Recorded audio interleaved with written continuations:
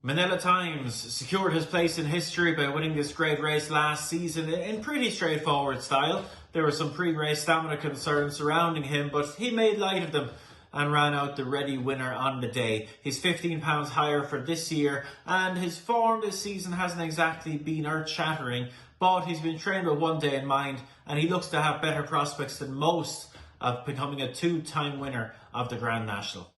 Delta Work is a 5-time Grade 1 winner, and while he went through a winless streak, he got back in the winning bracket when beating Tiger Roll, of course, in a cross-country chase at Cheltenham last time. That may well have rekindled his enthusiasm, and he'll be a leading contender for Gordon Elliott.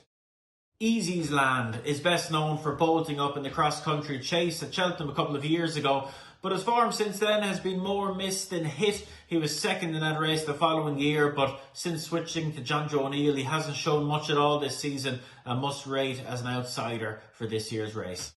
Annie Second Now came to big race prominence when winning the Kim Muir handicap chase at the Cheltenham Festival back in 2019. COVID denied him his chance at the Grand National in 2020, and last year he has to go down as a somewhat unlucky loser. He was very, very badly hampered early in the race and probably did very well to finish third. He'll be a leading fancy despite a 7-pound higher mark this year. Run Wild Fred is likely to be a leading fancy. He was second and arguably a little bit unlucky in the Irish Grand National last season, and he has continued to progress this time around. The National Hunt Chase didn't perhaps suit him last time in terms of the steady early pace. He's a straightforward ride, his stamina is in very little doubt, and he looks to have a very solid chance. Lost in translation, back in the 2019-2020 season, this fellow was one of the most exciting staying chasers in training. The wheels have come off a little bit, but he did return to winning ways this season. He has a very assured, measured jumping style that may well translate to these big fences. The main question about him is, will he stay the longer trip? Brahma Bull, trained by Willie Mullins. He's developed a little bit of a habit of popping up and running well in these big, valuable handicap chases. He won the Pat Taff handicap chase at Punchestown, and he was placed in the Kerry National earlier this season. He looks to have solid chances of staying this longer trip, and he's not one to rule out. Burrows Saint, a previous winner of the Irish Grand National. He was a leading fancy for this race last season and ran very, very well for an awful long way. It just looked like his stamina may have run out on him late on. I'm sure he'll be ridden to conserve his energy until the closing stages this year, but can he improve his position? It might be a tough ask. Mount Ida, trained by Gordon Elliott, is one of the very best chasing mares in training. She produced an incredible performance to win the Kim Muir handicap chase at Cheltenham last year, despite jumping way out to her right the whole way. She showed a similar tendency in the mares chase last month and couldn't get away with it this year, but she's completely untested over staying trips, and she showed in the Kim Muir that she has loads of stamina. So despite her tendency to jump right, I don't think she's one to rule out at all. Longhouse Poet, brought to you by Martin Brazel, trainer of number 6 Valverde, previous winner of the Grand National. This horse won the Tiestes handicap chase at Gore Park earlier this season. He looks to have all the tools that one would like a modern Grand National horse to have, and I feel he might well be the one this season. Fiddler on the Roof was a leading novice chaser last season, and he was arguably a little bit unlucky not to win the Ladbrokes Trophy at Newbury earlier this season. He comes into the race in fine form. He looks to have all the attributes one would want in a Grand National horse, and he looks to be one of the leading British trained hopes for this year's renewal. Two for Gold has proven himself to be better than ever this season, and is £5 well in for this year's Grand National following his excellent second to Fakir Duderie in the Ascot Chase the last time we saw him. Though it is a concern that he didn't have the best of experiences over these fences in the Topham Chase last year, and his stamina will be a concern for this unique test. Santini was beaten just a neck in the Gold Cup at the Cheltenham Festival back in 2020. He's perhaps been more missed than hit since then, but the handicapper has been very easy on him and dropped him right down the weights. Normally a dependable jumper of a fence, he has always appealed as being a strong stayer, and in terms of the older horses that are coming back down the weights, he's certainly one of the more interesting ones. SAMCRO, trained by Gordon Elliott, once upon a time considered one of the most exciting horses in the entire sport. Recent seasons have been a disappointment. His stamina will be a big concern for this test, and he's likely to be one of the big outsiders. Iscaria 10, trained by Gordon Elliott, ran an absolute stormer in the National Hunt Chase at last year's Cheltenham Festival. He returned to form by running so well behind any second now in the Bobby Joe Chase at Fairyhouse last time. He's been very much trained for this race and looks to have a big chance. Good Boy Bobby has steadily progressed over fences this season, and while he has recently proven his stamina for 3 miles, this extra distance will be a big question mark surrounding his chance in the Grand National this year. Lord de Mesnil is a dour stayer, but his form has been quite in and out this season, and he didn't make it much further past halfway in this race last year, which is a big concern. He looks a big outsider.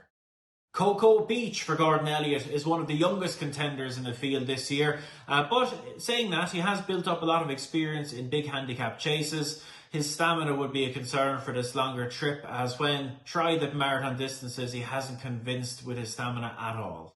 The RASHER counter. He had his big day when winning the Ladbrokes Trophy back in 2019, but he's missed plenty of time since, and his form is far from set the world alight. Difficult to fancy.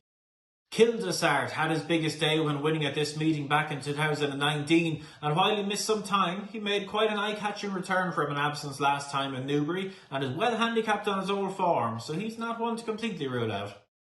Discorama for Paul Nolan has always looked like a very dour stayer, particularly when finishing second in a very stamina-sapping renewal of the National Hunt Chase a couple of years ago, so it was surprising that his finishing effort lacked a bit of verve in the Grand National last season, but he did shape well for an awful long way, and with a different preparation, having got a prep race into him this year, he might well see out the race that bit better. Not one to rule out. Top VILLE Ben has been lightly raced in recent seasons. They've been minding his mark over fences by running him over hurdles of late, but it is a concern that he fell in his first attempt over these unique fences earlier this season. Enjoy Dalan, trained by Kieran Murphy, is a very interesting contender. He finished third in the Irish Grand National last season and has very much been target trained for the Grand National this season. He had a lovely eye-catching run last time at Leopardstown, and I think he's a very interesting contender. Annabelle Fly has run in the last 3 renewals of the Grand National, finishing 4th, 5th, and then being pulled up in last year's renewal. He's £7 lower this year, but he doesn't quite look the force of old, and maybe a place is the best he can hope for. Dingo Dollar has been a regular feature in valuable handicap chases for quite some time now, and finished an excellent second in the Scottish Grand National last season. His form this year has been solid, and he looks to have his chance, but might just be vulnerable to those that are less exposed than himself. Freewheeling Dylan made history last year by becoming the biggest ever priced winner of the Irish Grand National at 150 to 1. His form this season has been a little bit low profile, but one suspects he's been trained with the spring in mind, and this bold front runner might well put up a bit of a show in this year's Grand National.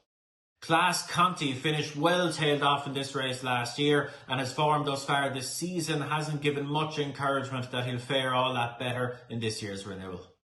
Noble Yeats is a lightly raced horse that acquitted himself well on his most recent start in the Ultimate Handicap Chase at the Cheltenham Festival. His current connections bought him with a view to running in this race, and while he has a bit of a chance, he looks to need to find improvement to get heavily involved in the finish. Mighty Thunder looked their future Grand National contender when winning the Scottish Grand National last year, but his form this season has been very disappointing, and he'll need to bounce back to his very best on the most competitive of stages if he's to be a factor in the finish.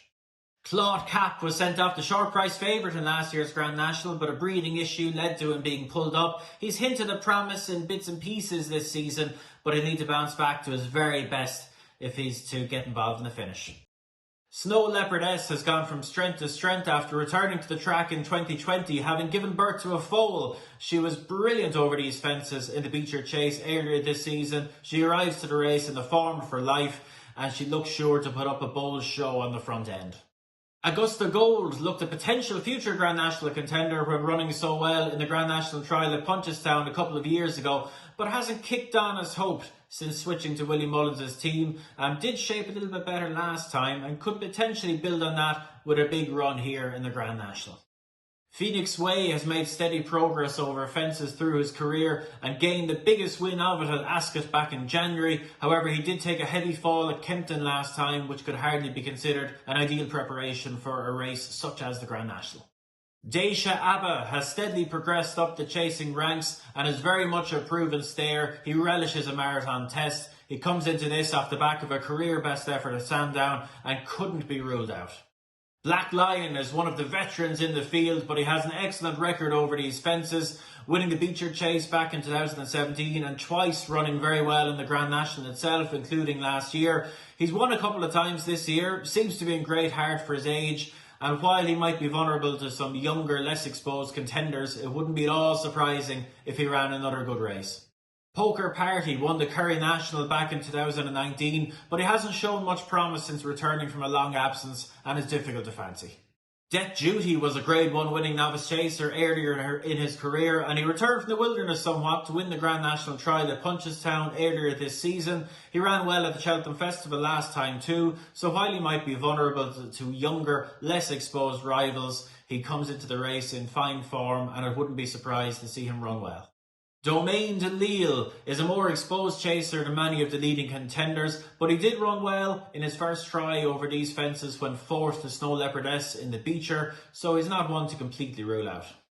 ECLAIR Surf is a horse that has taken his form to new levels since being tried at marathon trips, winning a strong renewal of the Classic Chase of Warwick and finishing second to the very well handicapped Win My Wings in the Eider Chase last time. If he sneaks in at the bottom of the weights, he's sure to be a popular choice for many.